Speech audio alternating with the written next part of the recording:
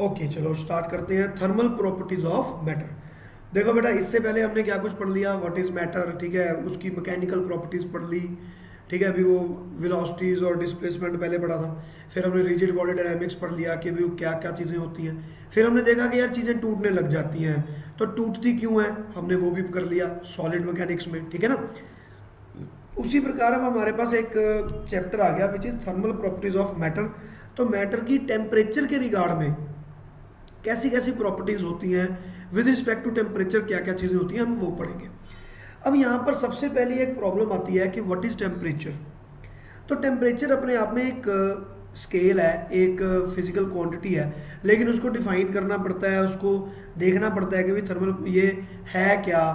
और कभी ज़माना हुआ करता था कि टेम्परेचर होता ही नहीं था, नोबडी न्यू कि there is something called temperature, ऐसे ही काम चल रहा था बिना टेम्परेचर के। तो बाद में इन्होंने एक लॉ भेजा, दैट इज़ जीरोथ लॉ। और जीरोथ लॉ से इन्होंने टेम्परेचर जो स्केल है उसकी डेफिनेशन दी। लेकिन वो जो है थर्मोडायनेमिक्स चैप्टर का पार्ट है, तो we would be doing it in thermodynamics. लेकिन उससे पहले थोड़ी थोड़ी चीज़ें हैं थर्मोडायनेमिक्स की और ये टेम्परेचर स्केल की, वो सब चीज़ें हम यहाँ पर करने वाले हैं। तो सबसे पहले तो यहाँ पर हम लिखते हैं कि इम्पॉर्टेंट पॉइंट्स अबाउट टेम्परेचर, ठीक है, या लाइक टेम्परेचर,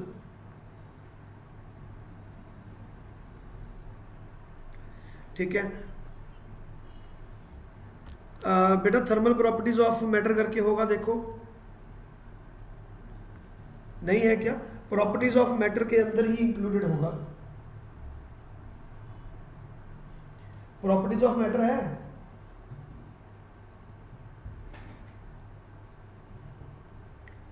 हाँ भाई देखो, चेक करो।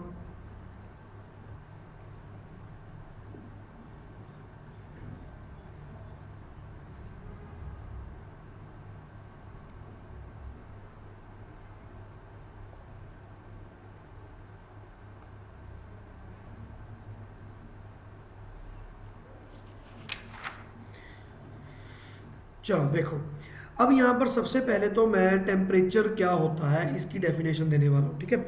और उसके बाद हम कुछ इसकी प्रॉपर्टीज देखेंगे। तो these are very simple things. तो temperature is defined as degree of hotness और coldness,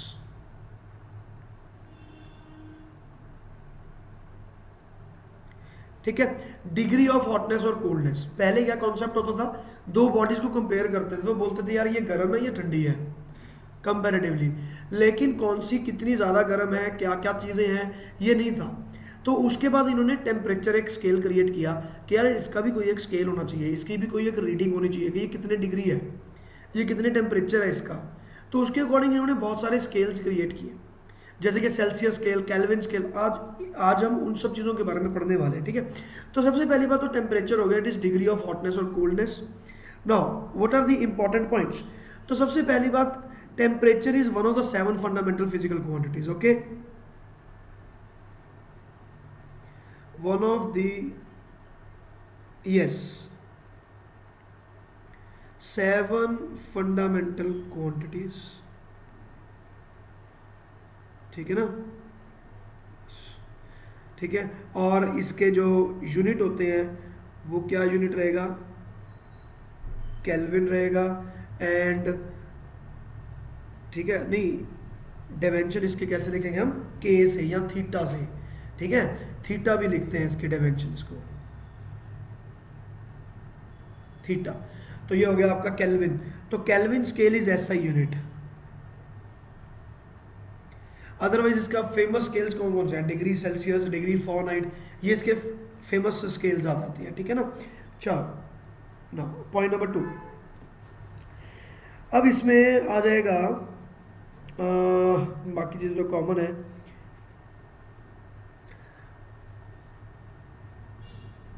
temperature increases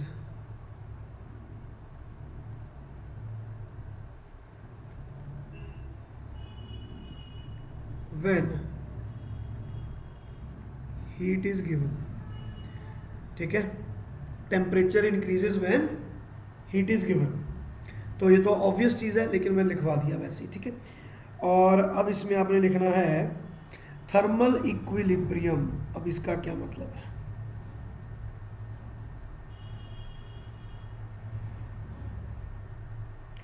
thermal equilibrium मतलब अगर मैं दो बॉडीज को कनेक्ट करता हूं तो heat does not flow through it.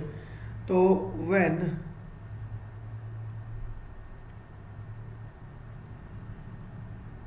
heat does not flow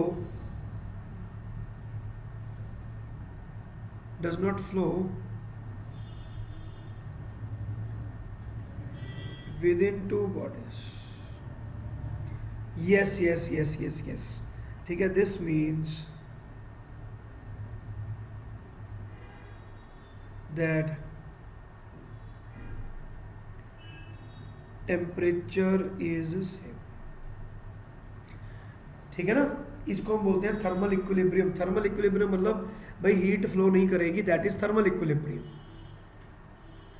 now point number 4, अगर मैं गैसेस की बात करता हूं,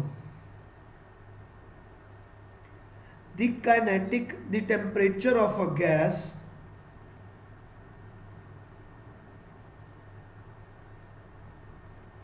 temperature is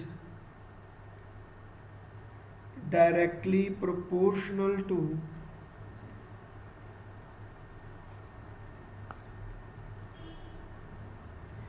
the kinetic energy of molecules।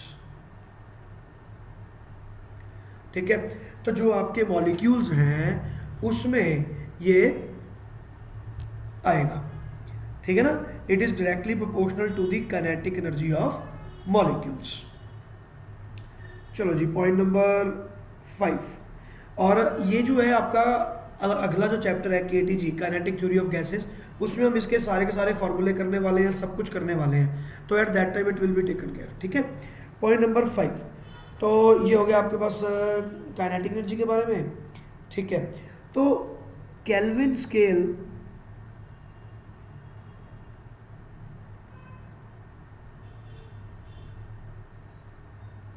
starts at 0 Kelvin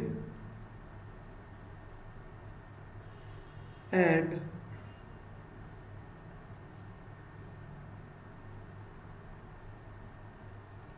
does not have any upper limit। ठीक है, negative values are not permitted.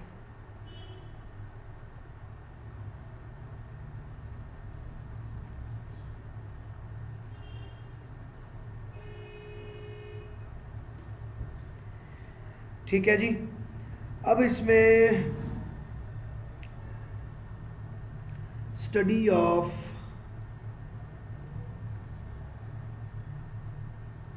Very high temperatures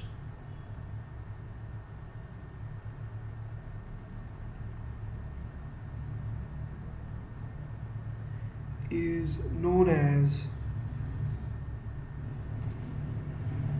pyrometry।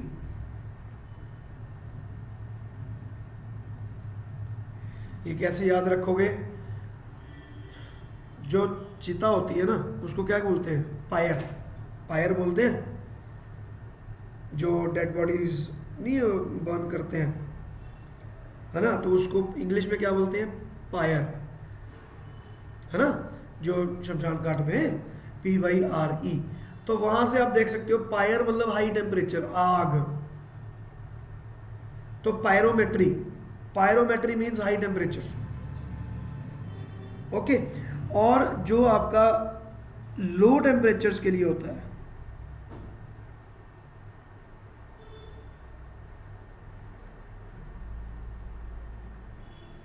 Very low temperatures, it is known as cryogenics. ठीक है ना, cryogenics मतलब इसमें like 0 to 100 kelvin तक की बात होती है, और पायरोमेट्री में आप लगा लो लाइक मोर देन 1000 केल्विन। ठीक है, 1200 डिग्री से ऊपर की अगर आपने स्टडी करनी है तो उसको पायरोमेट्री बोला जाता है, अदरवाइज क्रायोजेनिक्स बोला जाता है। ठीक है, हमारे कॉलेज में क्रायोजेनिक्स लैब थी, तो we use to experiment for very low temperatures. उसके एक्सपेरिमेंट हमारे टीचर हमसे करवाया करते थे कि इतना ठंडा कर दिया चीज़ को, like -200 degree centigrade, that is this temperature. Okay, चलो अब इसके बाद नेक्स्ट टॉपिक आ जाता है आपका स्केल्स ऑफ टेम्परेचर।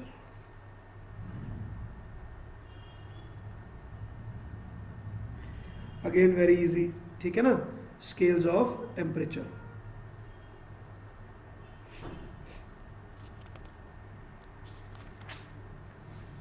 तो स्केल्स ऑफ टेम्परेचर में हमारे पास अब यहाँ पर क्या क्या स्केल्स रहेंगे, ठीक है। केल्विन, जैसे केल्विन स्केल है, पहले तो मैं इसकी डेफिनेशन देता हूँ। केल्विन स्केल, तो इसमें आपके पास आ जाएगा, इट इज डिफाइंड एज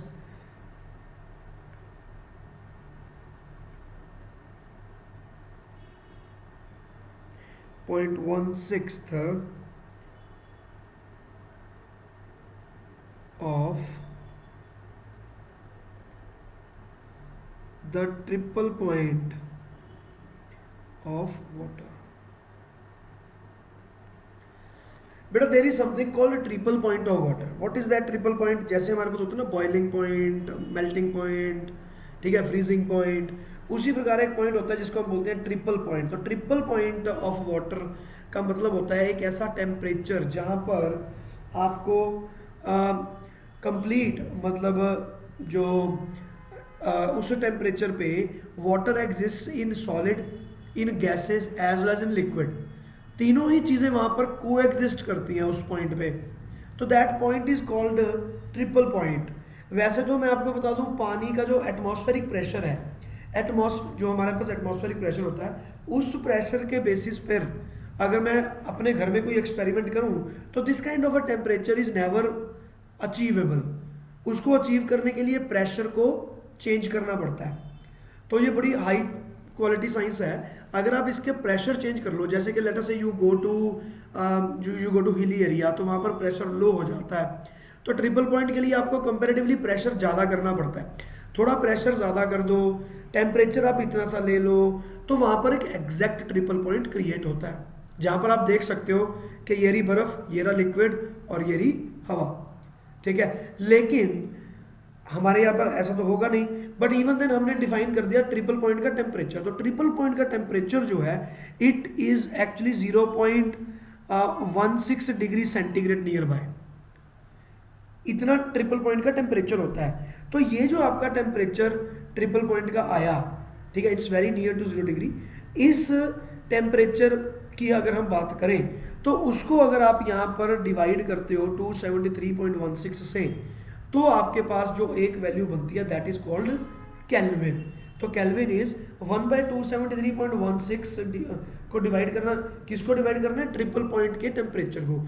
तो ट्रिपल पॉइंट का टेम्परेचर आप कौन से स्केल पे लोगे, डिग्री सी पे या किस में? तो वो आप अपनी चॉइस का यूज कर सकते हो, ठीक है ना।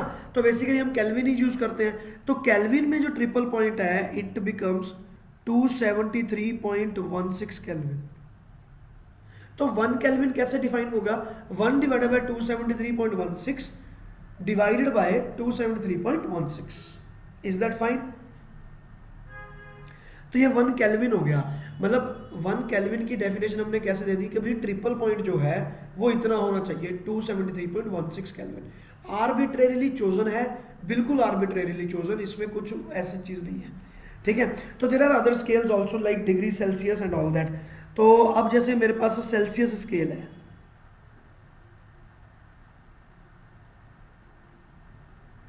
ना how this Celsius scale is defined.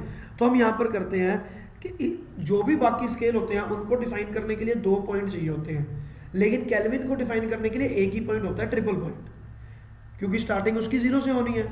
तो दूसरी तरफ कर दिया आपने triple point, that's it.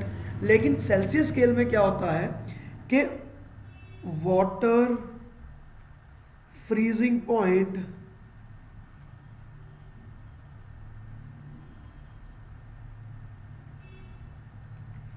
is taken as 0 degree C and water's boiling point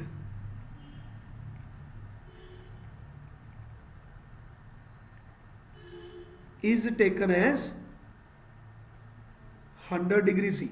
तो मैंने अपनी तरफ से बना दिया एक स्केल। मैंने बोला कि यार पानी जब जमता है तो उसको 0 डिग्री बोलेंगे, और पानी जब बॉयल होता है तो उसको 100 डिग्री बोलेंगे। उसके बीच में जितना भी गैप रह गया उसको आप 100 इक्वल पार्ट्स में डिस्ट्रीब्यूट कर दो। So this is how you will create 1 degree centigrade. तो 1 डिग्री सेंटीग्रेड का जो स्केल है वो आपको पता चल गया कि ये 1 डिग्री सेंटीग्रेड है। Is that fine? ठीक है, तो ये हो गया आपका सेल्सियस स्केल। तो सेल्सियस स्केल आपने ऐसे क्रिएट कर दिया। अब जैसे मैं अगर फ़ारेनहाइट की बात करता हूं,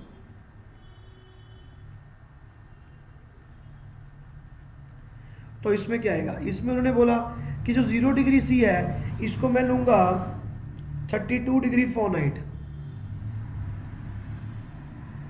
और जो मेरे पास 100 डिग्री सेल्सियस है I will take it as 212 degree Fahrenheit. Why will you take like that? ये क्वेश्चन नहीं है, इट्स लाइक दैट ओनली कि भाई ये ऐसा ही होता है, ये हमारी चॉइस है, हमने अपनी मर्जी से बनाया है। तो वे फ़ारेनहाइट ने अपना स्केल बना दिया, सेल्सियस ने अपना स्केल बना दिया। तो there is no solid reasoning behind it कि क्यों, कुछ भी बना दिया जी अपनी मर्जी से। तो आपने ये चीज़ बना दी। You can create a scale by yourself also, अपनी मर्जी का तुम एक स्केल बना सकती हो। तो उसमें कोई बड़ी बात नहीं है। यूनिट्स एंड डायमेंशंस में हम नहीं करते कि अपनी तरफ से ही आपने यूनिट क्रिएट कर लिए लाइक दैट। तो उस तरीके से आप यहाँ पर कुछ भी क्रिएट कर सकते हो। तो अब इसमें जो आपके पास रिलेशन आता है इन सब का, तो व्हाट इज दैट रिलेशन? तो उसको आप बोलोगे डिग्री सी में से लाइक -0 डिग्री डिवाइडेड बाय जो बॉइलिंग पॉइंट है और 0 से स्टार्ट हो रहा है scale, this will be equal to. अब आपने कोई टेम्परेचर फ़ारेनहाइट में किया तो -0 डिग्री सी की जगह पर हमने क्या लिखना है यहाँ पर 32, और डिवाइडेड बाय 212 -32। और अगर मैं केल्विन स्केल लिखूंगा तो आप सोच के देखो भी कैसे करेंगे हम। हमने बोला भी कोई भी आपने केल्विन में टेम्परेचर नोट किया तो 0 डिग्री को आप केल्विन में कितना लिखते हो? 273.15 टू बी वेरी एग्जैक्ट। ठीक है, बिल्कुल बिल्कुल बिल्कुल कोई प्रॉब्लम नहीं है। 273 यू कैन टेक 273, और इसको डिवाइड करना पड़ेगा। ऑब्वियसली हमें तो 100 पर ही जाना है, तो इसमें स्केल में कोई ज़्यादा फर्क नहीं है सेल्सियस और इसमें। सिर्फ मतलब 1 डिग्री सी जो गैप है that is equal to 1 kelvin gap. तो गैप दोनों का इक्वल है, लेकिन फ़ारेनहाइट में वो गैप भी इक्वल नहीं होता। ठीक है ना, वो गैप अलग अलग होता है। ओके, तो ये आपने याद रखना है बेटा टेम्परेचर स्केल्स, और इसमें आपकी वैल्यूज आप पुट करोगे तो आपकी दूसरी वैल्यू फाइंड हो जाएगी। Is that fine? ठीक है, तो आप इसको किसी भी रैंडम टेम्परेचर स्केल में भी कन्वर्ट कर सकते हो, like temperature in some random scale minus जो उस टेम्परेचर रैंडम स्केल में जो 0 डिग्री होगा उसकी वैल्यू डिवाइडेड बाय जो वहां पर 100 डिग्री होगा, और उसको यहां से आप माइनस कर दो। तो ये आपका एक जनरल टाइप फार्मूला बन गया कि आप इसमें कुछ भी डालते रहो भाई। तो अब ये यहां पर आपका एक स्ट्रेट लाइन स्केल बन गया। ठीक है ना, चलो जी। तो this is the relation between all these thermometers. ठीक है, तो इसमें अब और तो बाकी कुछ नहीं करना।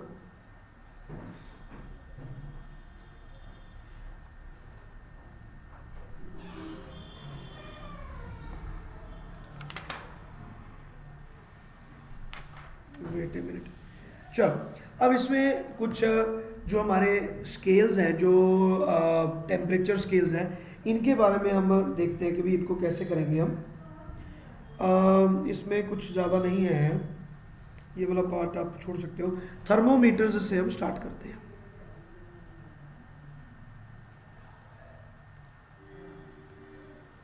थर्मोमीटर से हम स्टार्ट करेंगे। ठीक है, लिक्विड थर्मोमीटर्स। तो अब सबसे पहले आपके पास आ जाता है लिक्विड थर्मोमीटर। भाई थर्मोमीटर्स कितने टाइप के होते हैं, अब मैं उसके सारे टाइप्स करवाने वाला हूँ।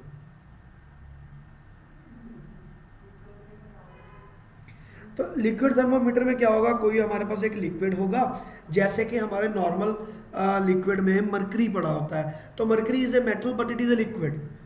तो लिक्विड में हम कौन सी प्रॉपर्टी को यूज करते हैं? तो हम यहाँ पर एक प्रॉपर्टी यूज करते हैं कि L is equal to L naught into 1 + alpha delta T लिख सकते हो आप यहाँ पे, या फिर टेम्परेचर इन डिग्री सी आप कर सकते हो, तो लाइक दिस, ठीक है ना। तो ये हमारे पास लेंथ का फॉर्मूला है कि लेंथ अगर चेंज होती है तो कैसे चेंज होती है। तो ये हमने थर्मल प्रॉपर्टीज वहाँ पे किया था, अभी अभी करके आए हैं प्रॉपर्टीज ऑफ मैटर में, है ना। तो ये वही चीज़ है, लिक्विड हो या सॉलिड हो, अगर आपने सॉलिड भी ले लिया तो भी इस तरह का जाएगा, लेकिन हम सॉलिड लेंगे नहीं, हम लिक्विड ही लेंगे। तो लिक्विड का एरिया हमने कांस्टेंट कर दिया, तो आपके पास सिर्फ और सिर्फ लेंथ ही रह गया, तो उसकी जो लेंथ चेंज हो रही है। अब जैसे आपका मरकरी थर्मोमीटर है, इसका एग्जांपल है आपका नॉर्मल जो हम यूज करते हैं ना, मरकरी थर्मोमीटर।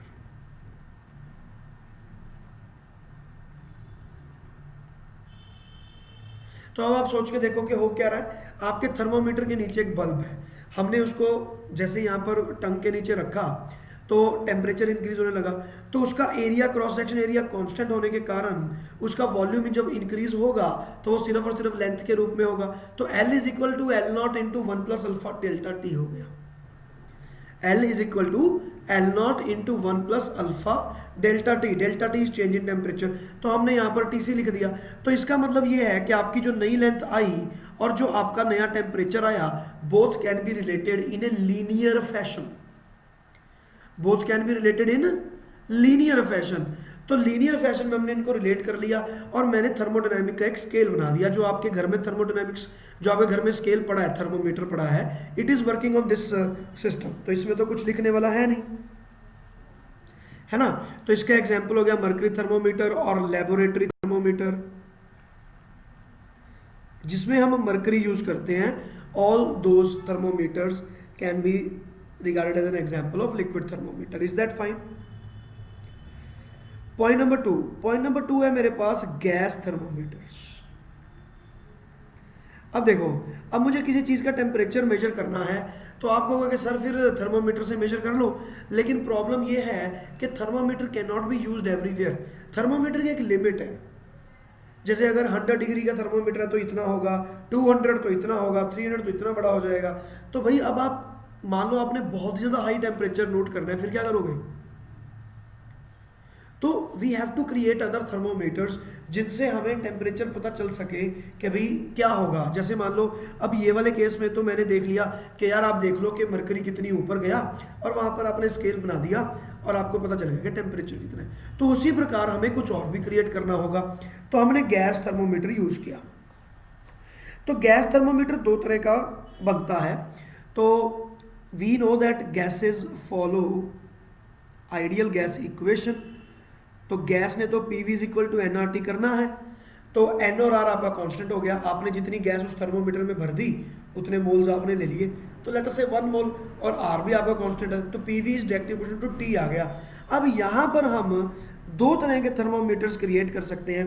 एक करेंगे जिसमें हमारा वॉल्यूम कांस्टेंट है,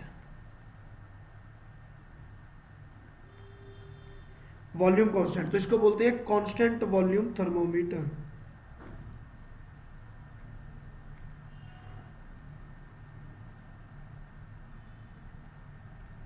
और एक हो जाता है जो कांस्टेंट वॉल्यूम थर्मोमीटर है उसमें मैं क्या कहूंगा कि pressure of the gas is directly proportional to temperature. तो भाई वहां पर आप एक बैरोमीटर टाइप चीज लगा दो, उसका प्रेशर नोट करते रहो, जितना प्रेशर ज्यादा उतना ही टेम्परेचर ज्यादा, क्योंकि हमने वॉल्यूम उसको सेम दिया हुआ है।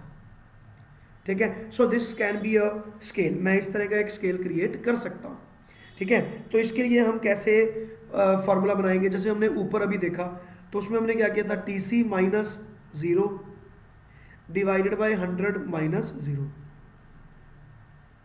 अब देख लो कि हम यहाँ पर क्या करें, तो P कोई भी प्रेशर हो गया जो हमने मेजर करना है, P0 मतलब 0 डिग्री पे जो प्रेशर था, डिवाइडेड बाय द प्रेशर जो 100 डिग्री पे था और प्रेशर जो 0 डिग्री पे था। तो आपने जो गैस ली, आपने जो उसका वॉल्यूम दिया, पहले आपको मेजर करना पड़ेगा एक्सपेरिमेंट करके कि 0 डिग्री सेंटीग्रेड पर प्रेशर आएगा कितना, वो हमने बना दिया। फिर 100 डिग्री ले जाओ टेम्परेचर और देखो कि प्रेशर कितना। तो ये वैल्यूज पता करने के बाद ही आप इसमें वैल्यू पुट कर पाओगे, और उसके बाद आपका एक स्केल बन गया। तो ये एक प्रेशर स्केल बन गया आपके सामने। Is that fine. तो ये है टेम्परेचर स्केल, जो डिग्री सेल्सियस है उसको आपने यहाँ पर रिलेट कैसे करना है। ठीक है, लेकिन अगर मैं इसी चीज को केल्विन के रूप में बनाने की कोशिश करूं तो तब मैं क्या करूंगा, तो मैं कहूंगा जी टेम्परेचर केल्विन, ठीक है, और केल्विन टेम्परेचर जो है वो बिल्कुल, हाँ नहीं, अब मैं 273 पे माइनस नहीं करूंगा।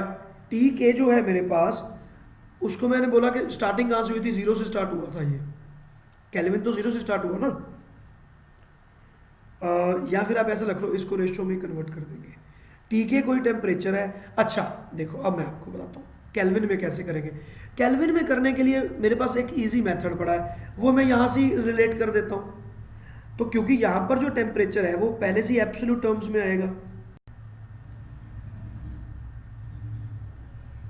देखो जो P V is equal to n R T है, इसमें टेम्परेचर का स्केल कौन सा यूज करते हो, यूनिट कौन सा यूज करते हो, केल्विन।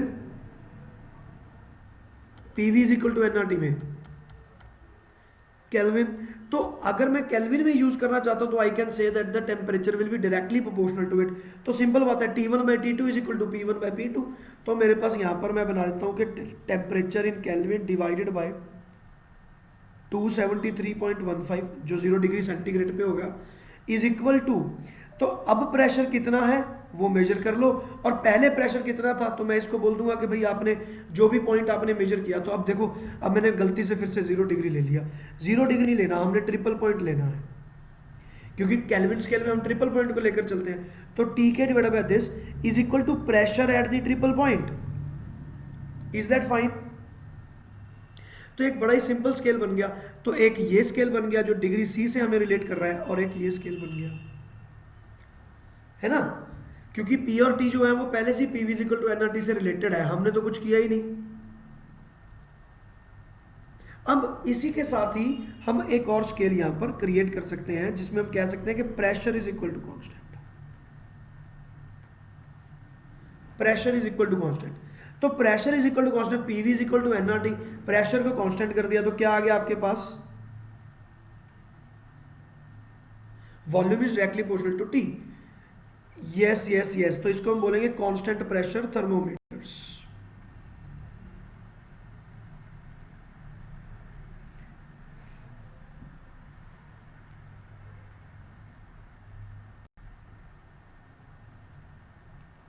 Constant pressure thermometers. तो कांस्टेंट प्रेशर थर्मोमीटर हो गया, इसमें वॉल्यूम और टेम्परेचर का हो गया। तो डिग्री सी तो आप यहां पर भी ऐसे ही क्रिएट कर सकते हो।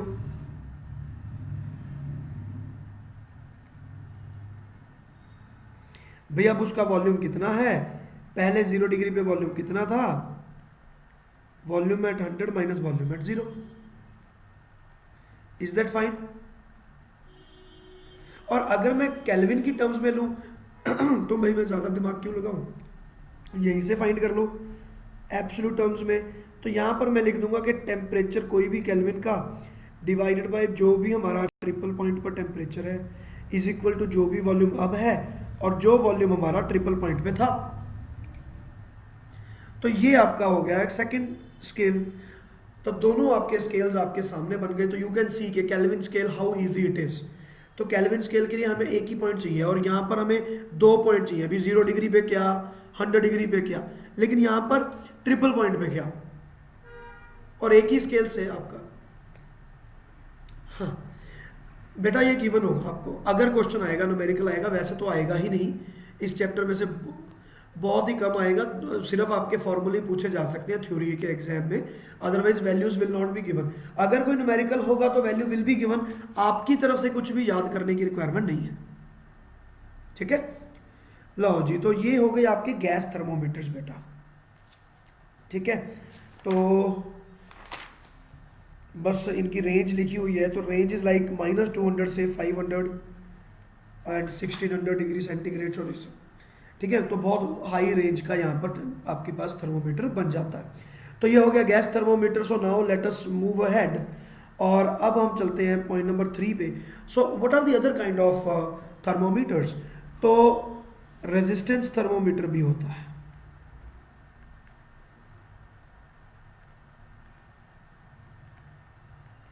कोई भी फिजिकल क्वांटिटी जो अपनी वैल्यू, जिसकी वैल्यू टेम्परेचर पर डिपेंड करती है, उसका हम थर्मोमीटर बना सकते हैं। तो रेजिस्टेंस का थर्मोमीटर बनता है। अब हमने देखा कि भाई मेरे पास एक रेजिस्टेंस है, उसमें से मैंने करंट पास किया तो उसका टेम्परेचर इंक्रीज हुआ, टेम्परेचर इंक्रीज हुआ तो उसका रेजिस्टेंस भी इंक्रीज हुआ। तो रेजिस्टेंस और टेम्परेचर के अंदर वहां पर एक रिलेशन है which is very same as that of the length.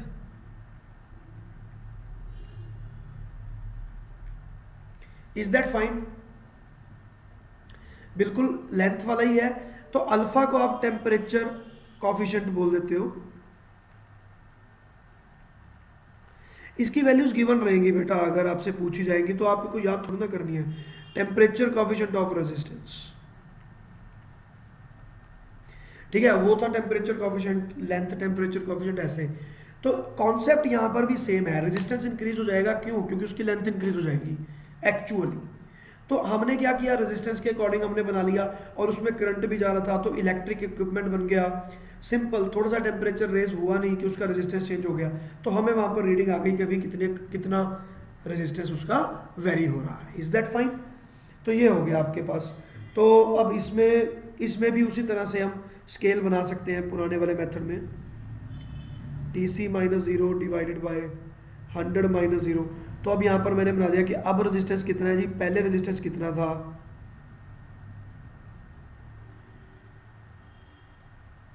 Is that fine? और दूसरे वाला क्या बन जाएगा, टेम्परेचर, जो क्योंकि ये भी टेम्परेचर के डायरेक्टली प्रोपोर्शनल ही है, इज इक्वल टू जो रेजिस्टेंस अब है और तब रेजिस्टेंस कितना था। तो ये आपके हर जगह पर इसी तरह से क्रिएट हो जाएगा। ये हो गया डन। चलो जी, तो अब इसके बाद एक और आ जाता है, उसको हम बोलते हैं थर्मो इलेक्ट्रिक। ये बहुत इंपॉर्टेंट है, point number 4 is very very important.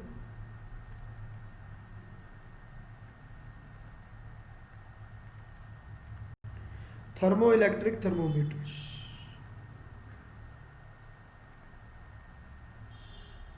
ठीक है, और ये एक इफेक्ट पर बेस्ड है जिसको बोलते हैं Seebeck effect.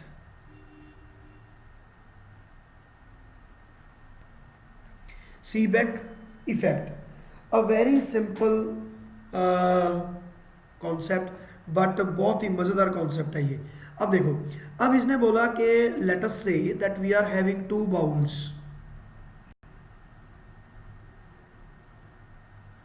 like one bowl is placed here, another bowl is placed there,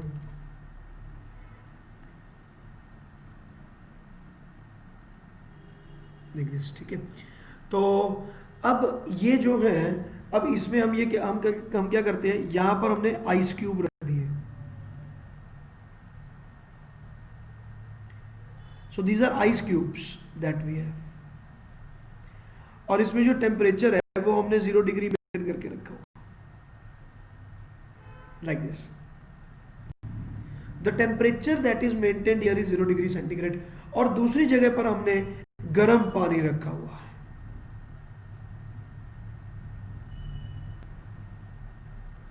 and this water is like boiling water at 100 degree C, या किसी भी टेम्परेचर पर आपने इसको मेंटेन कर दिया। टेम्परेचर कुछ भी हो सकता है, जरूरी नहीं कि 100 ही हो। तो मैं इसको क्लियर करने के लिए यहां पर एक्चुअली में लिख देते हैं हॉट, ठीक है, और ये 0 डिग्री की जगह पर लिख देते हैं कोल्ड, नहीं तो आपको डिग्री सेल्सियस से कंफ्यूजन हो सकता है। तो अगर ऐसा हमारे पास दो चीज़ें बनी हुई है, तो हमने क्या किया ना, हमने एक सर्किट बनाया यहाँ पे, तो उसमें मैं अब वायर यूज करने वाला हूँ। तो these are the wires that we are using.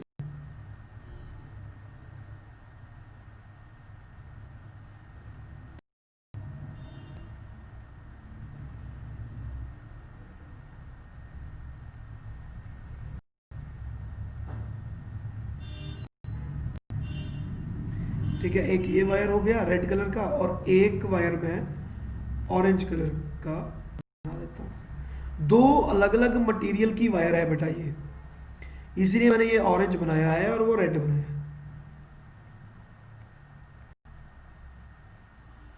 ठीक है जी, देखो ये चीज हो गई,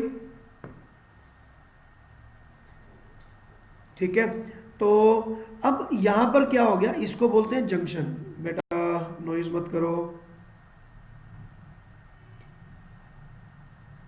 no these are called junction, इसको बोलते हैं जंक्शन।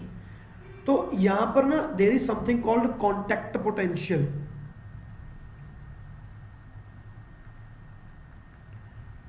कॉन्टैक्ट पोटेंशियल, तो कॉन्टैक्ट पोटेंशियल में क्या होता है कि जब हम दो अलग अलग मटेरियल्स को मिक्स करते हैं, टच करते हैं, तो इनके यहाँ पर अपने आप ही एक वोल्टेज प्रोड्यूस हो जाती है जब हम इन दो बॉडीज को टच करें।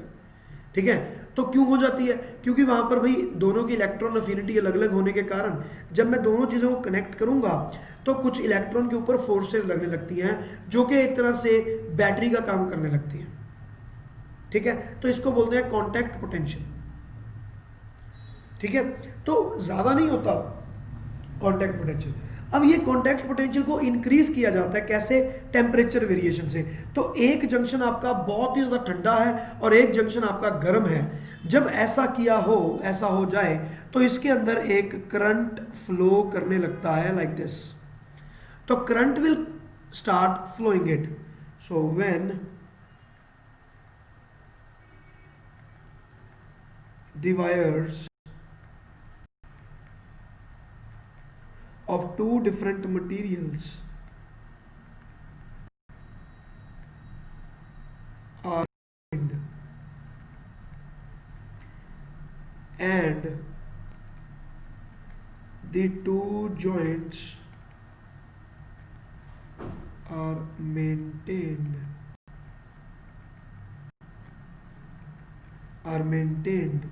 at different temperatures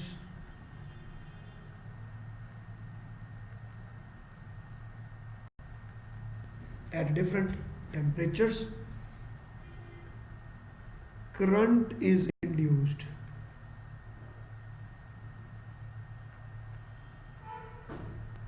in the wires।